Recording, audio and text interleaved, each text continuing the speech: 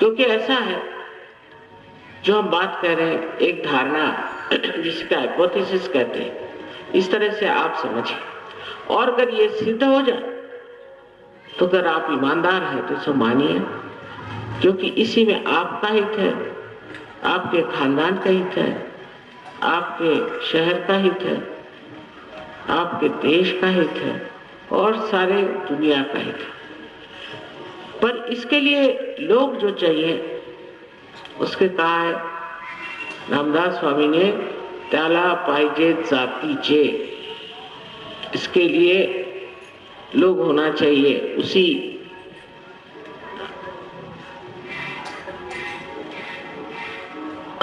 जात में, मतलब होता है उस, क्या कहना चाहिए उर्दू में, जिसको कहते हैं कि उस संबल के लोग होने चाहिए। और जिनमें वो संबल नहीं है उनके आगे ये बोलना करना बेकार।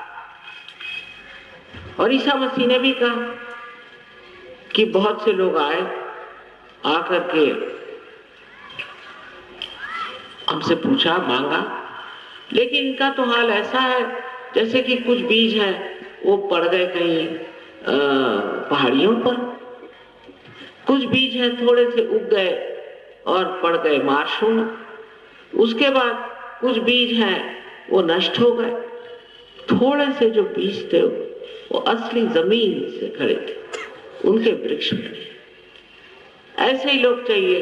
नहीं तो आज माता जी का भाषण यहाँ हुआ, चलो शाम को यहीं बैठे रहो, फिर दूसरा किसी का भाषण हुआ, वहां पहुंच गए, फिर तीसरा किसी का भाषण हुआ, वहां पहुंच गए। ऐसे लोगों के बस का सहयोग नहीं। एक जगह जहां थोड़ा पानी मिलता है वहीं कुआं खोदना चाहिए, और कुआं खोदना चाहिए इस तरह से कि देखते हुए कि धीरे धीरे हम उस सतह तक पहुंच रहे हैं जिसका स्रोत, बजाय इसके आप 17 जगह कुआं खोदते फिर ये सब दूर छेद करते रहे। इस तरह के लोगों के लिए सहयोग नहीं है, चाहे इसमें 2-4 ही लोग आए, फर्क नहीं पड़ता। ऐसे लोग चाहिए कि जो अपने को मानते हैं और अपने पे श्रद्धा रखते हैं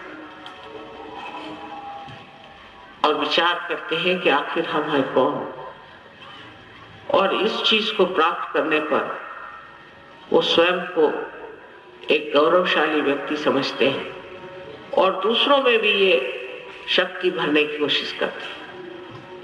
आज ऐसे लोगों की जरूरत है। ये एक बड़ा भारी सुंदर सा प्यारा सा आंदोलन चल रहा है।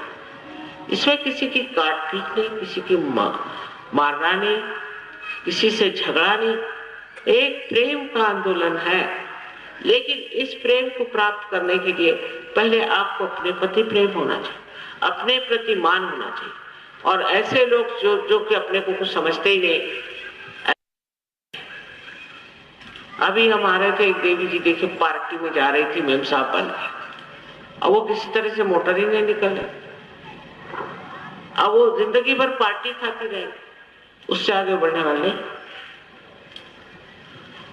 आप लोग आज यहाँ आए हैं, इसका मतलब आप साधक हैं और आप उस अनुभव को प्राप्त करना चाहते हैं जिससे कि आप स्वयं उस आनंद के सागर में उतर जाए।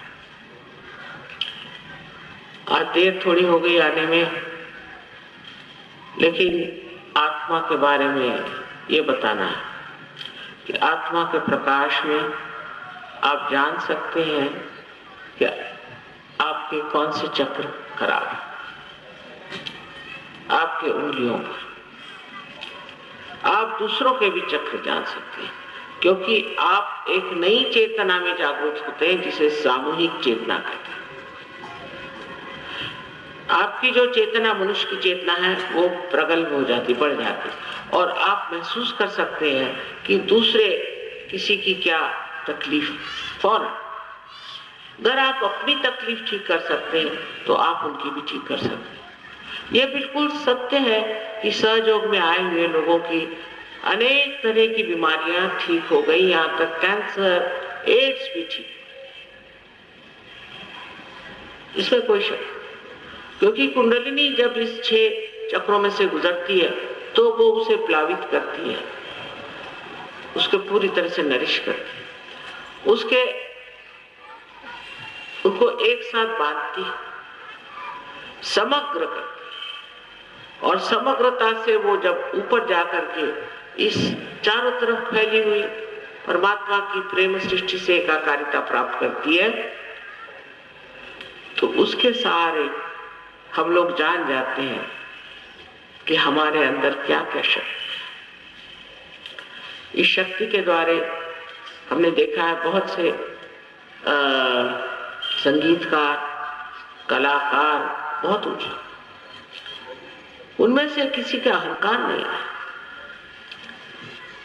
आज ही एक साहब बता रहे थे कि उनकी दुकान है साड़ी की, वहां से मैंने एक साड़ी खरीदी तो वो बहुत ही ज्यादा उनको प्रॉफिट्स हो गए, तो अब वो चाहते कि मैं और एक साड़ी उनसे खरीदूं। मतलब ये भी होता है क्योंकि लक्ष्मी का भी तत्व है, बीच में लक्ष्मी भी बैठी है। इस प्रकार अनेक तरह की चीजें सुविधाएं होती हैं। आपका चित्त इतना शुद्ध हो जाता है कि आप एकदम से अबोध बालक जैसे इनोसेंट हो जाते हैं। आप अगर किसी की ओर देखते भी हैं तो उसमें सिर्फ अबोधिता, उसमें से जो आपके अंदर कामुकता है या मोह है या मत्सर है या गुस्सा है, ये सब निकल जाता है। ये जैसे रोग है हमारे चित्त के, ये सारे निकल जाते हैं और आप एकदम शांत हो जाते हैं। हर समय हम विचार करते रहते हैं, या तो आगे का या पीछे का।